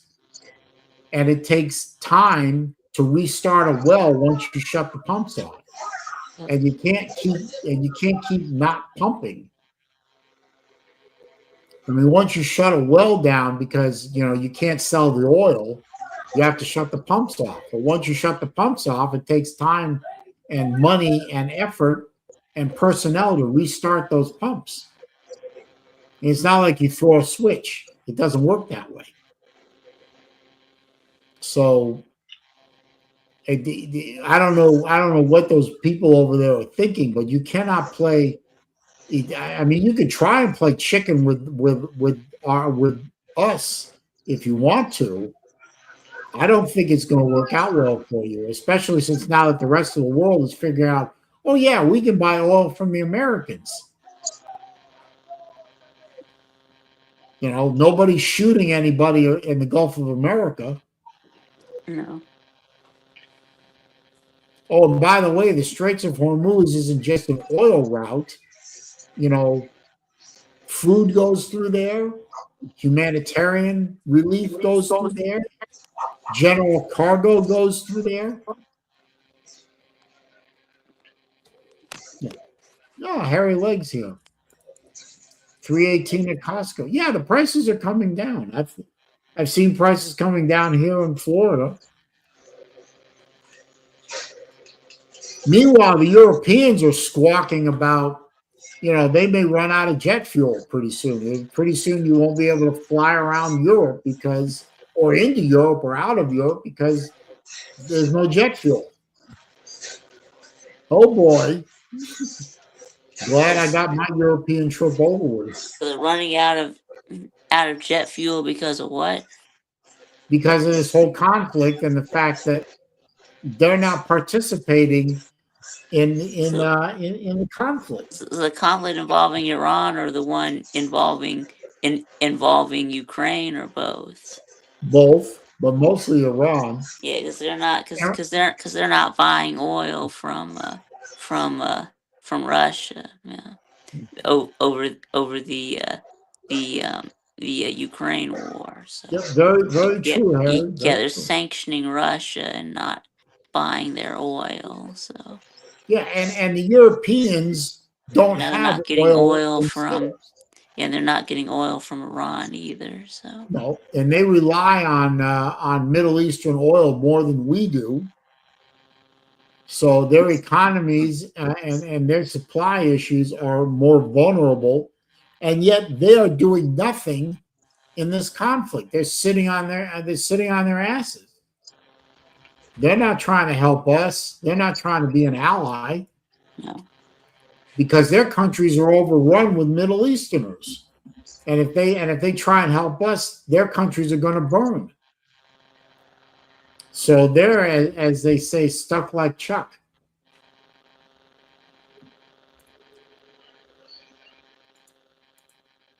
Yeah, they're loading tankers in the Red Sea because the Saudis are pumping oil across their new pipelines that are running across their own countries, and the Gulf of Oman, which is outside the Straits of Hormuz.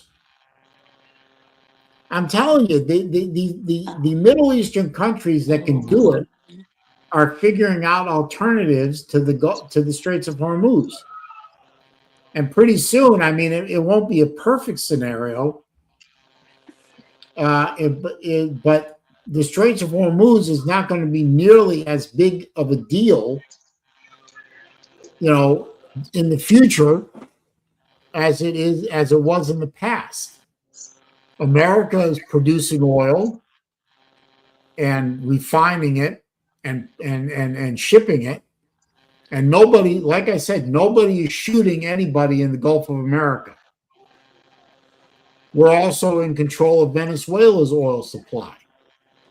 And that's in the Caribbean. Nobody's shooting in the Caribbean. So there's two supplies right there that can outdo that's right. Iranian oil. Nobody's shooting. Nobody's shooting but us. So Yeah, and we're and we and shot some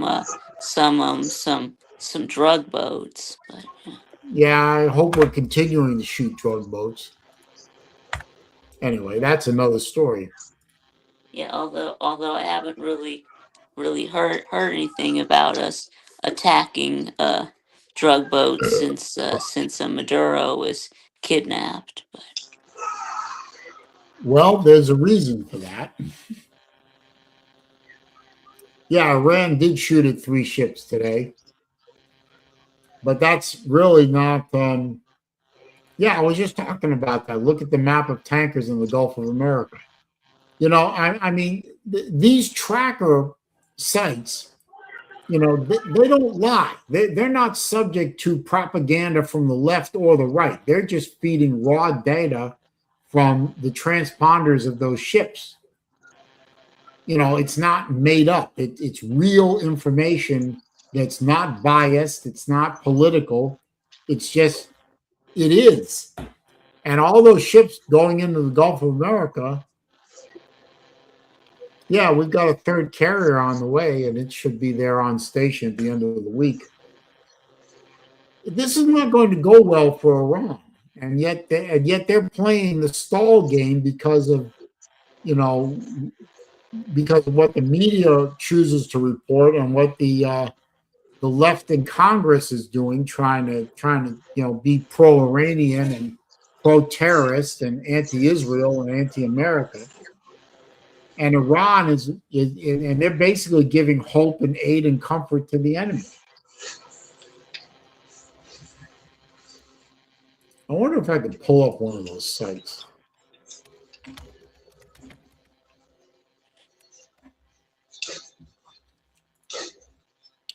Yeah, let's see.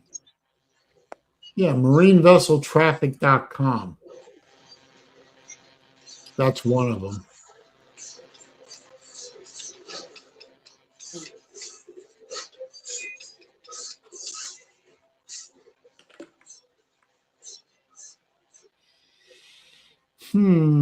Tankers.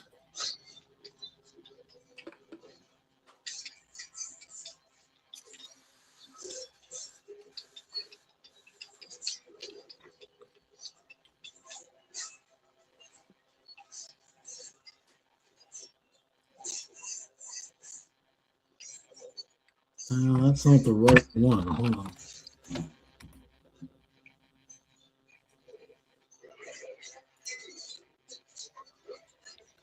See if I can find it here.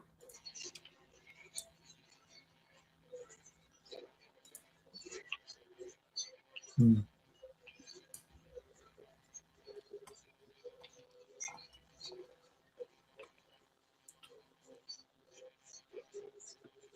don't know why this thing decided to center on Malaysia. The hell?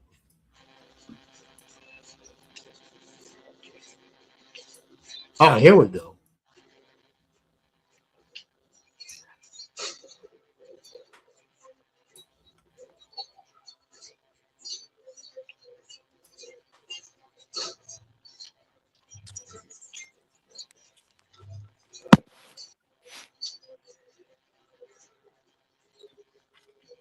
Vessel.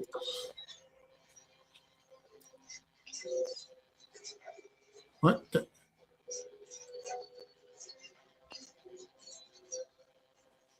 Okay, that didn't work out as well as I thought. Hang on a minute.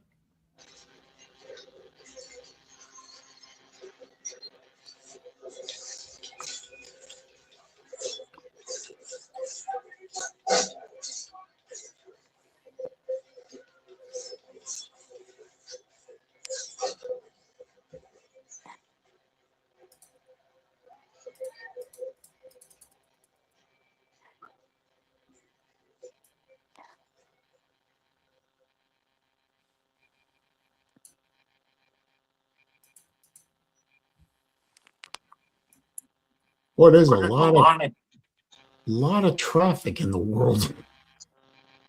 It's amazing to me how many ships there are in the world. I never knew.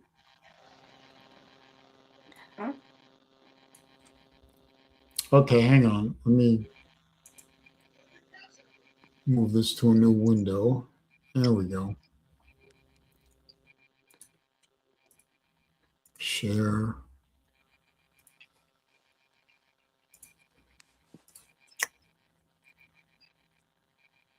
There we go.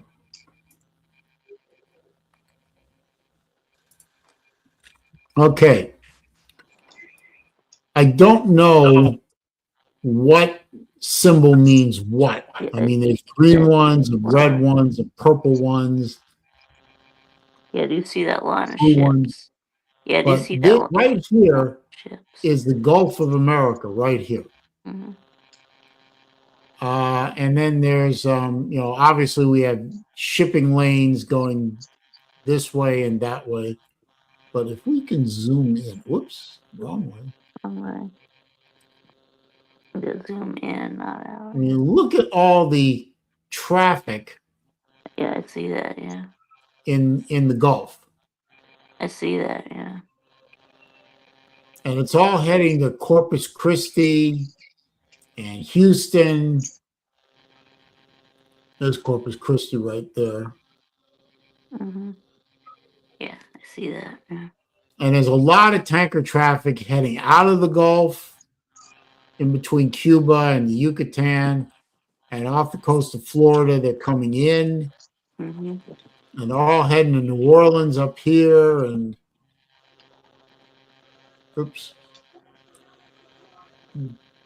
Vermont, Lake Charles, Houston. Yep. So there's a lot of tanker traffic heading to America that was heading to the Middle East.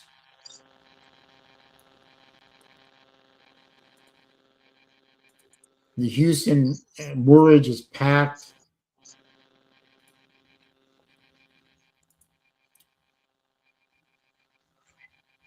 Iran is a domestic rebellion between the mullahs and the IRGC. Okay. Port Arthur loads the mega tankers east of Houston. Yeah. I mean, you can see it.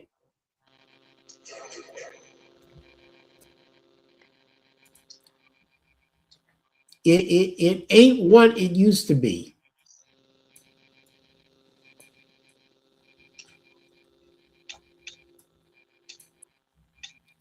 Anyway.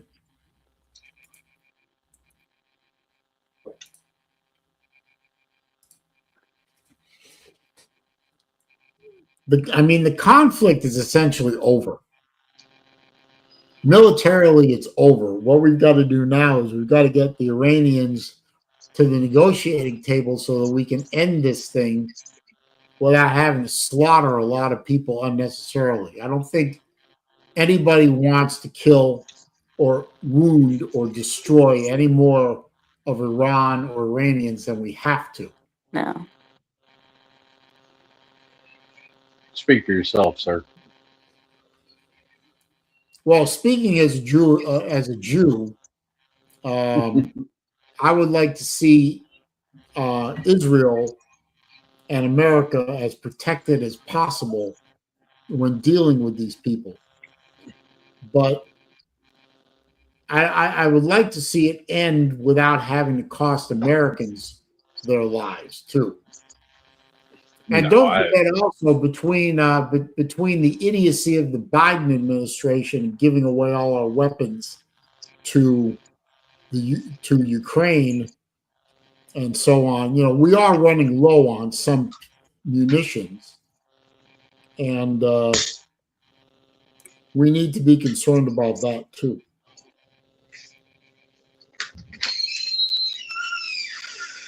Right. Well, I mean, Russia would have taken over Ukraine right now if not for those weapons we gave them. So. No, I agree. But now our weapons stockpile is low, and it hasn't been fully refurbished yet. So we need to be mindful of that and wrap this damn thing up. The Tiger Cat. Hello, my dear. How are you? There's an easy solution to that. It only takes one weapon to end the war. Yeah, then you don't have to worry about stockpiles. I don't think we want to set off one of those, do we? Why not? One weapon to end what war? Any war, every war.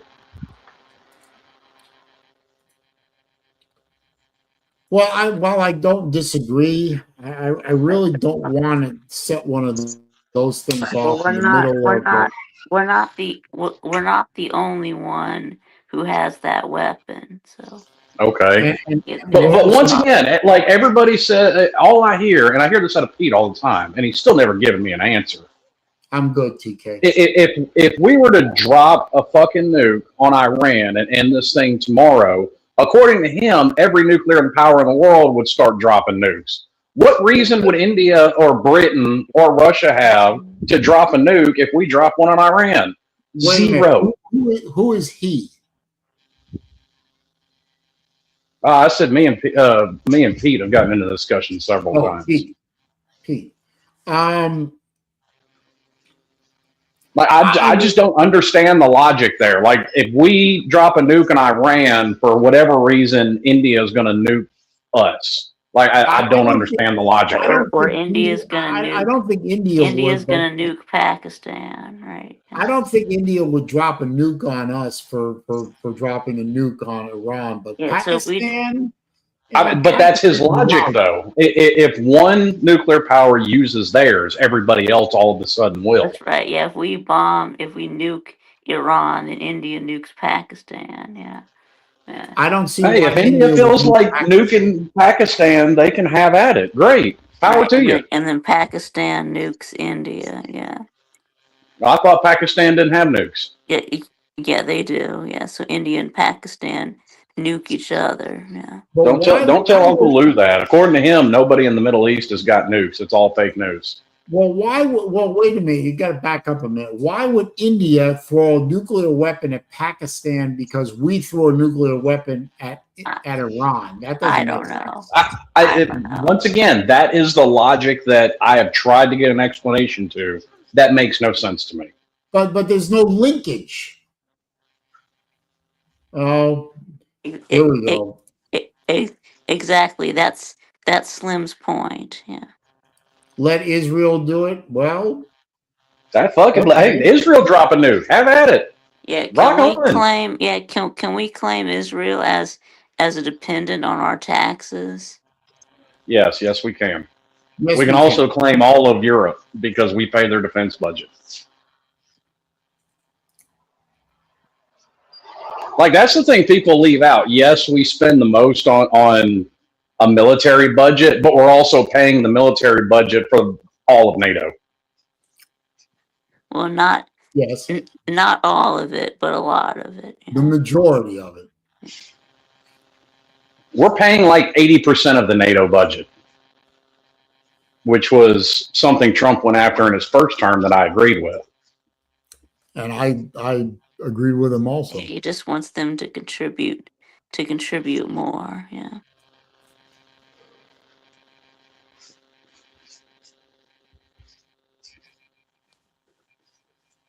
Seems reasonable. Yeah, it does. Yeah. Well, I don't see why America has to subsidize all of Western Europe's not only military, but also because they don't have to spend money on their military, we're indirectly subsidizing their social programs. Yeah, if we had less war, we could Which is do that too. But listen, less war would be great, but human beings have been warned with each other as long as there have been human beings on this planet.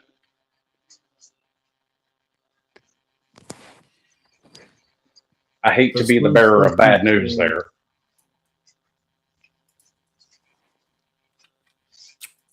Unfortunately, Lou has come in about 5 minutes before I have to leave. So, I mean, I'm sure that Lou and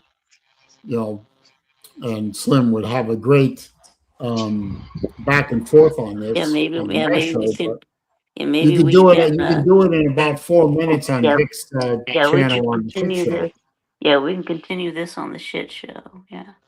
Okay, so everyone in about a minute or two should head over to Vic2 Productions channel and enjoy the Shit Show. Because I'm going to have to leave pretty soon here. No, you don't have to. You're choosing to.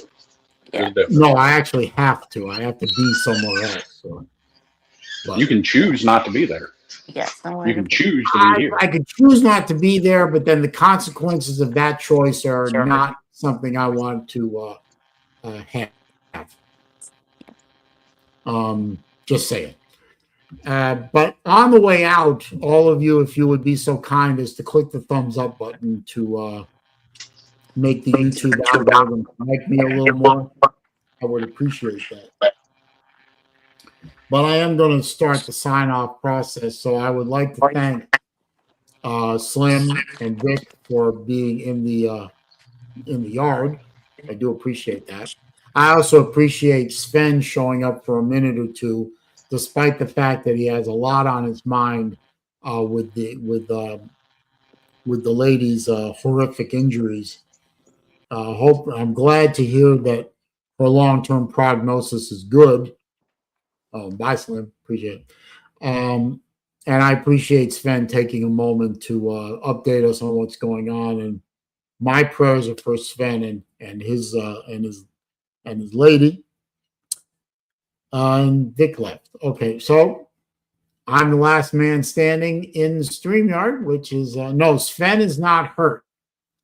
I'm a little confused. It's his lady friend or his daughter. I'm not sure. I think it's his lady friend. Got hit by a drunk driver and has some serious head injuries. She's in the intensive care unit, but she is conscious and she is alert, and her prognosis is good in the long term, and that's a good thing. But he's not able to be here very much, but he did stop in to update us on what's going